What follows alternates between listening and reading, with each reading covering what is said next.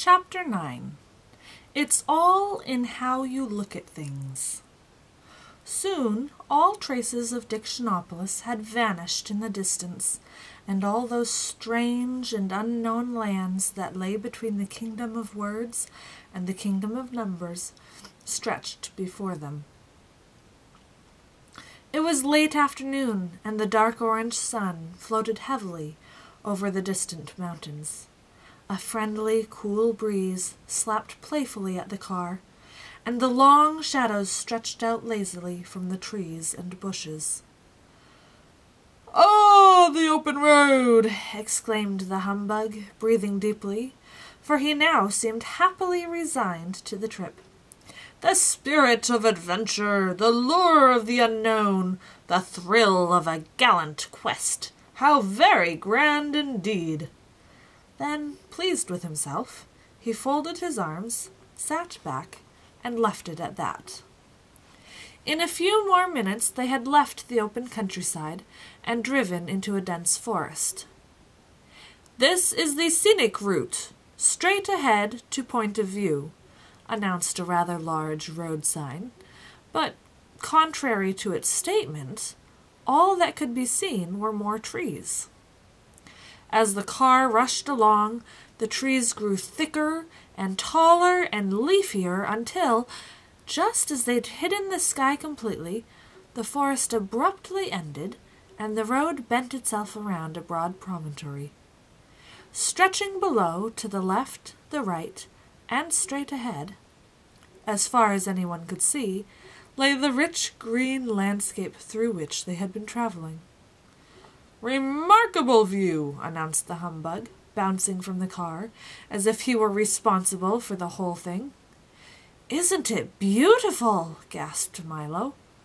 "Oh, I don't know," answered a strange voice. "It's all in the way you look at things." "I beg your pardon," said Milo, for he didn't see who had spoken. "I said it's all in how you look at things," repeated the voice. Milo turned around and found himself staring at two very neatly polished brown shoes, for standing directly in front of him, if you can use the word standing for anyone suspended in mid-air, was another boy just about his age, whose feet were easily 3 feet off the ground. "For instance," continued the boy, "if you happened to like deserts, you might not think this was beautiful at all." "That's true," said the humbug, who didn't like to contradict anyone whose feet were that far off the ground. "For instance," said the boy again, "if Christmas trees were people and people were Christmas trees, we'd all be chopped down, put up in the living room, and covered with tinsel while the trees opened our presents." "What does that have to do with it?" asked Milo. "Nothing at all," he answered. "But it's an interesting possibility, don't you think?" "How do you manage to stand up there?" asked Milo, for this was the subject which most interested him. "I was about to ask you a similar question," answered the boy, "for you must be much older than you look to be standing on the ground." "What do you mean?" Milo asked. "Well," said the boy, "in my family everyone is born in the air, with his head at exactly the height it's going to be when he's an adult, and then we all grow toward the ground. When we're fully grown up, or, as you can see, grown down, our feet finally touch. Of course, there are a few of us whose feet never reach the ground, no matter how old we get, but I suppose it's the same in every family." He hopped a few steps in the air, skipped back to where he started, and then began again. "You certainly must be very old to have reached the ground already." "Oh, no," said Milo seriously. "In my family we all start on the ground and grow up, and we never know how far until we actually get there." "What a silly system!" the boy laughed. "Then your head keeps changing its height, and you always see things in a different way? Why, when you're 15, things won't look at all the way they did when you were 10, and at 20 everything will change again." "I suppose so," replied Milo, for he had never really thought about the matter. We always see things from the same angle, the boy continued. It's much less trouble that way. Besides, it makes more sense to grow down and not up. When you're very young, you can never hurt yourself falling down if you're in mid-air, and you certainly can't get into trouble for scuffing up your shoes or marking the floor if there's nothing to scuff them on, and the floor is 3 feet away. That's very true, thought Tock, who wondered how the dogs in the family liked the arrangement. But there are many other ways to look at things, remarked the boy. For instance, you had orange juice, boiled eggs, toast and jam, and milk for breakfast, he said, turning to Milo. And you are always worried about people wasting time, he said to Tock. And you are almost never right about anything, he said, pointing at the humbug. And when you are, it's usually an accident. A gross exaggeration, protested the furious bug, who didn't realize that so much was visible to the naked eye. Amazing, gasped Tock. How do you know all that? Asked Milo. Simple, he said proudly. I'm Alec Bings. I see through things. I can see whatever is inside, behind, around, covered by, or subsequent to anything else. In fact, the only thing I can't see is whatever happens to be right in front of my nose. Isn't that a little inconvenient? Asked Milo, whose neck was becoming quite stiff from looking up.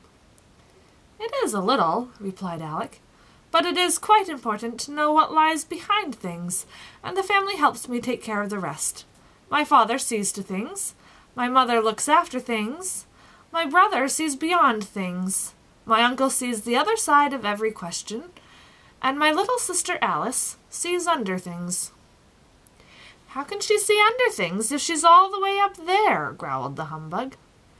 Well, added Alec, turning a neat cartwheel, whatever she can't see under, she overlooks. Would it be possible for me to see something from up there? Asked Milo politely. You could, said Alec, but only if you try very hard to look at things as an adult does. Milo tried as hard as he could, and as he did, his feet floated slowly off the ground until he was standing in the air next to Alec Bings. He looked around very quickly and, an instant later, crashed back down to earth again. Interesting, wasn't it? Asked Alec. Yes, it was, agreed Milo, rubbing his head and dusting himself off. But I think I'll continue to see things as a child. It's not so far to fall. A wise decision, at least for the time being, said Alec. Everyone should have his own point of view. Isn't this everyone's point of view? Asked Tock, looking around curiously. Of course not, replied Alec, sitting himself down on nothing. It's only mine, and you certainly can't always look at things from someone else's point of view. For instance, from here that looks like a bucket of water, he said, pointing to a bucket of water. But from an ant's point of view, it's a vast ocean. From an elephant's, just a cool drink. And to a fish, of course, it's home. So you see, the way you see things depends a great deal on where you look at them from. Now come along, and I'll show you the rest of the forest. He ran quickly through the air, stopping occasionally to beckon Milo, Tock, and the humbug along, and they followed as well as anyone who had to stay on the ground could. Does everyone here grow the way you do? Puffed Milo when he had caught up. Almost everyone, replied Alec, and then he stopped a moment and thought. Now and then, though, someone does begin to grow differently. Instead of down, his feet grow up toward the sky, but we do our best to discourage awkward things like that. What happens to them? Insisted Milo. Oddly enough, they often grow 10 times the size of everyone else, said Alec thoughtfully, and I've heard that they walk among the stars. And with that, he skipped off once again toward the waiting wood.